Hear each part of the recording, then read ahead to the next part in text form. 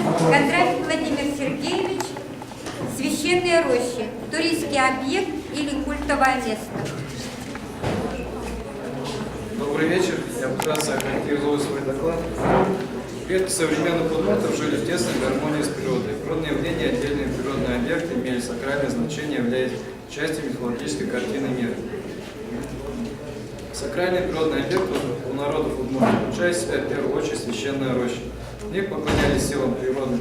Практически у каждого поселения была своя роща. Она располагалась за пределами населенного пункта на возвышенности, рядом находился источник воды.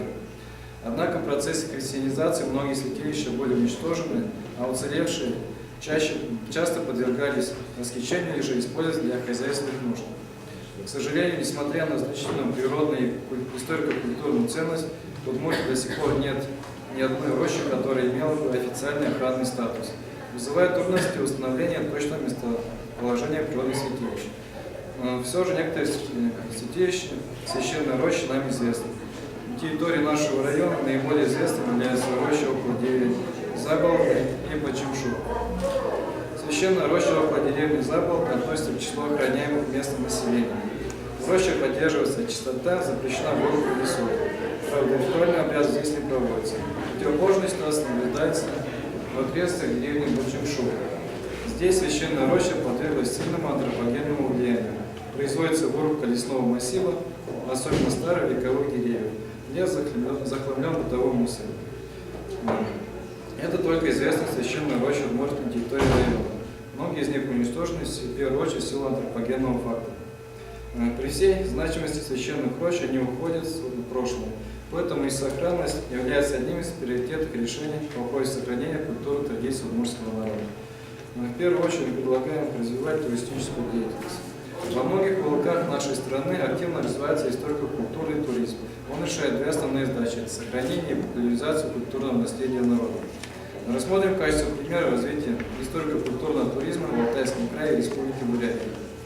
Основными направлениями в этих краях является экологический туризм и событийный туризм. Отметим экологический туризм. Это уникальный вид отдыха, представляющий собой путешествие по диким уголкам природы. Экотуризм – это путешествие, в основе которого лежит принцип «не навреди природе», а напротив, главная цель – достичь гармонии с окружающей средой. В Алтайском крае разрабатывается значительное количество подобных маршрутов.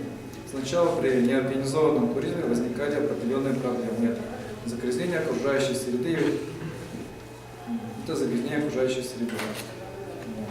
и неиспользование возможности получения экономической прибыли для местного населения и бюджета края. На Алтае эта проблема решается следующим образом. С помощью нормативно-правовых актов. Вместо массового туризма данного региона прикрепляется статус природных или природно-хозяйственных парков. Туристическая деятельность, которая должна базироваться на принципе сохранения ландшафта и биологического разнообразия, поддержания исторически сложившихся ремесел и промыслов. Учитываются интересы культурных традиций местного населения, а также привлечение его к развитию туризма. Среди объектов культурного наследия особый интерес представляют формы живой традиционной культуры, отражающие культурные навыки и традиции конкретных людей. В связи с этим развитие представленных регионов получил так называемый событийный туризм. Этот вид туризма направлен на посещение какого-нибудь интересного события. Событиями чаще всего выступает национальный праздник. В качестве примера можно назвать праздник Эл-Оира, то есть в переводе означает «народные игры». В рамках праздника воссоздаются традиционные народные игры и проводятся по ним соревнования. Для организации праздника активно привлекаются местные жители. Привлечение местного населения позволяет решить несколько проблем. Во-первых, они будут выступать в качестве актеров, которые рассказывают и наглядно демонстрируют обычаи своего народа. Во-вторых, туристический объект для них выступает источником дополнительного дохода, и следовательно за ним будут ухаживать. Какая же ситуация возможна в Лаврском районе? Нормативно-правовые акты дают нам возможность привлекать органам государственной и муниципальной власти объекты культурного наследия для их популяризации. Однако священная роща в район настоящий реестр не включена. Стоят проблемы привлечения туристов. Одним из вариантов видится показательной обрядовой практики моления в роще. Во многих деревнях республики идет восстановление сакральных объектов для популяризации традиций. Особенно заметная тенденция в южных районах. Скажем, деревня Кузига Волнажского района реконструирована по ствола священной рощи. Моление проходит ежегодно 12-13 июля. В меньшей степени в нашем районе возможна организация экотуризма. Значительная часть территории района подверглась сильному антропогенному влиянию и утратила свой первоначальный рекреационный потенциал. Также дополнительной проблемой может служить ментальность жителей деревни. Для жителей деревень роща остается культовым местом, их использование даже для просветительских целей может вызвать определенный протест. Как видим, проблема сохранения культовых объектов существует, нормативно-правовые документы не дают гарантии сохранения памятников, а знакомство с памятниками культуры Удмуртии видится одним из выходов в работе по сохранению культурных традиций народа. Спасибо за внимание. Минутку можно, да? В Парзинском исходе роща очень хорошо сохранилась. Шумное дерево, бигра, сосна, она осталась. Почему говорите, нет больше рощи? Между прочим, ну ладно, не будем говорить, это там книга Пусть она сохранится. Я хочу обозначить, что Так вот надо Министерство национальной политики есть пока небольшой опыт в процессе сохранения молитвенских священных рощ на территории республики. Мы готовы поделиться этим организационным опытом для этого процесса касательно удмуртских священных рощ. Если есть инициативная группа, которая готова выйти с желанием сохранить конкретный объект, милости просим Министерство национальной политики. Мы сами, к сожалению, не можем идти и инициировать этот процесс в силу многих обстоятельств. Мы очень ждем отклика общественности для того, чтобы начинать этот процесс. Ну вот у нас как раз и по поводу Парзей, вот нам хотелось бы, чтобы там вот эту вот территорию создать охранную.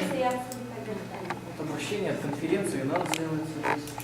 Ну, в принципе, можно тоже, даже не вопрос, а такой критичный зал. В принципе, когда мы продумывали этот доклад, я предполагал несколько такую провокационную тему этого доклада, и, может быть, к сожалению, нет, можно было бы Как он зашел?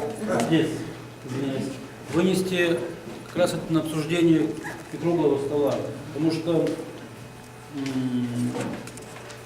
священные рощи, скажем так, и туризм, уместно ли или неуместно? Вот. Неуместно. Священные места есть священные. А почему тогда в Золотом кольце по храму Посторонний туда не имел права просто так зайти. Ну, Только если- определенный. Но если они не функционируют сегодня, Алтай. В Алтае все эти были загажены, скажем так, места, да, священные. И сейчас местные, особенно те, которые, скажем так, живут, они верят, они там поклоняются, но в то же время включены. Я понял, давай на круглый стол выпишем, ладно? Я просто как раз Небольшой перерыв. Тех, кто еще живет, хотите ли не решаем? 5-7 минут. вот как раз у нас хотели. Геннадий Павлович, нам ведь не нужно На круглом проект столе, пожалуйста, с вопросами. Любые.